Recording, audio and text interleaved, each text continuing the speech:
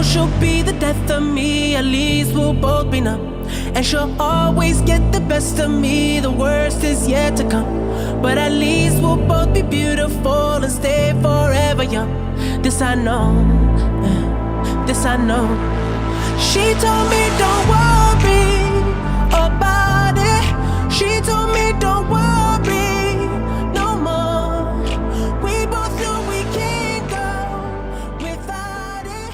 She told me. The term hipster started out in the 40s, then slowly evolved over the past 70 years as part of a long tradition of post-World War II counterculture movements. Various strains have existed at various times, but the theme has been consistent.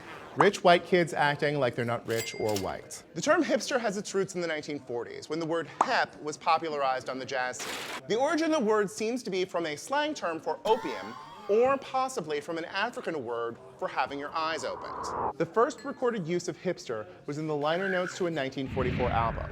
It was defined as characters who like hot jazz. By the 1950s, hipsters had started giving way to the beatnik movement. They wore black. They smoked European cigarettes. They were less directly influenced by black culture, but they still used the word hep to mean culturally sophisticated. In the early 60s, the word hip was back, but in a new form, hippies. It was used to describe the earthy, anti-capitalist, marijuana-fueled culture of Greenwich Village in San Francisco.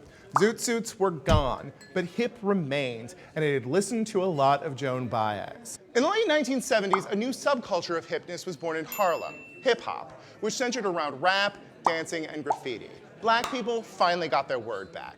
In the white community, younger people were stretching to find a counterculture movement that wasn't part of the boomer-controlled dialectic of hippiedom. A lot of them took to British punk culture as an inspiration. In the 1980s, punk and hip-hop continued to grow, but the signature sentiment of the 80s was a rebellion against the 60s and 70s by embracing capitalism and conservatism. It was a decade when the counterculture was the mainstream culture, and no one was hip. It made for terrible fashions, but very good sitcoms.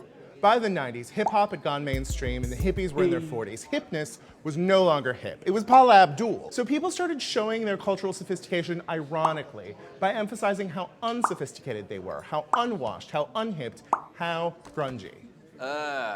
Disgusting. To the adherents of 90s grunge, refusing to wash your hair or properly tune your guitar were the clear signs you were one of the cool kids. The end of the 90s saw a strong comeback in mainstream culture. The Spice Girls, boy bands, teen comedies, and Dave Matthews all celebrated the relative peace and prosperity of the post-Cold War era. And the re-marginalized anti-corporate music scene started to evolve into the hipster community we know today. In the late 1990s, we were searching for a word that indicated cultural sophistication, but was separated from the creepiness of hippiness or the mainstream popularity of hip-hop. Hipster, a relic of the 1940s, was clearly separated from hip-hop and hippies, and was nostalgically charming. It was the steampunk of words. Zeppelin. In 2000, the New York Times wrote an article about the bohemians living in Williamsburg. In 2003, the Hipster Handbook was published in Williamsburg, presumably on a handmade, movable type printing press with a font designed by the author's ex-girlfriend he's still super tight with. Their hipsterdom was clearly defined. It was a combination of all of the countercultures that had gone before it. You had the rejection of mainstream white culture from the 40s hipsters. You had the anti-capitalist progressive politics of the 60s hippies, the anti-authoritarian stream of punk, the passion for graffiti of hip-hop, and the cultural distance and irony of 90s grunge. But the defining elements of hipsterdom were a comfort with communications technology that was thoroughly 21st century, and a passion for nostalgia that inspired them to select a name for themselves that was itself an anachronism. And stupid cowboy shirts. They love stupid cowboy shirts. I can feel my face when I'm with you, but I love it. I love it. Oh, I can feel my face when I'm with you. Ask a hipster. The word hipster has pretty much lost all meaning, but if you ask someone else, it means hipster, and everybody gets it. Hipsters are difficult to describe as a group, but we know one when we see one, right? And a new mathematical neuroscience paper explains why that is. The hipster effect, when anti-conformists all look the same, focuses specifically on French hipsters. Their results found that hipsters, they can't even hipster. Seriously, according to their math, which looks like this, hipsters are too slow to change. And the reason all hipsters look alike is because they are all part of the mainstream pretty much right away. The paper says because the hipsters are too slow to react to new trends, they continue to make the same choices, a la wearing a beard, dark rimmed glasses, plaid, which maintains a correlation to each other and thus the opposite of a contrarian culture. Essentially, hipsters become a group on their own. A separate study in the Journal of Consumer Research in 2010 found that normally people don't just purchase products, they purchase the emotion behind those products too. So buying a Jeep, you'll feel rugged, or Lululemon will help you feel powerful in the gym or something. Hipsters, on the other hand, purchase things that run counter to their emotional interests, like PBR. Their study says that hipsters are confounding for marketers because they purchase things that they actually hate, then subconsciously convince themselves that they are not part of the trend that's bad. It doesn't reflect who they really are, man. According to Psychology Today's report on the study, the essence of being a hipster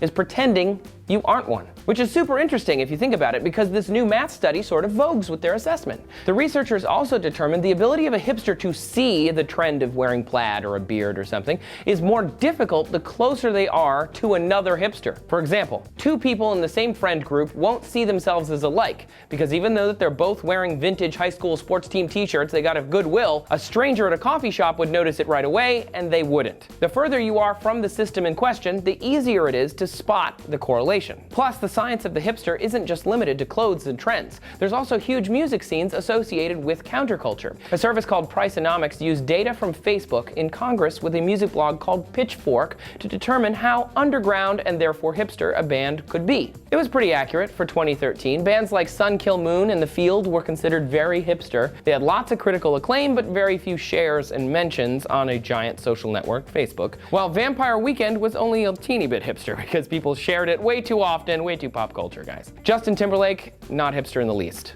Science, yo. Trends exist throughout pop culture, and because hipsters buy a lot of stuff, researchers are looking at their habits and social structures. Interestingly, hipster is thought to be someone who attempts a specific counterculture. But in reality, it does fit more with the dictionary definition, a person who follows the latest trends and fashions, at least according to this math study. So with that, I say the V-neck mustache combo is just the 20-teens version of the starter jacket, or parachute pants, or big feathered hair found in other decades. It was counterculture for a minute, and then everyone started doing it, so it wasn't anymore. The counterculture becomes the culture so fast, according to mathematics, that people can't adapt quick enough. In the end, people who try to fight a trend are copying other people and are therefore part of a trend.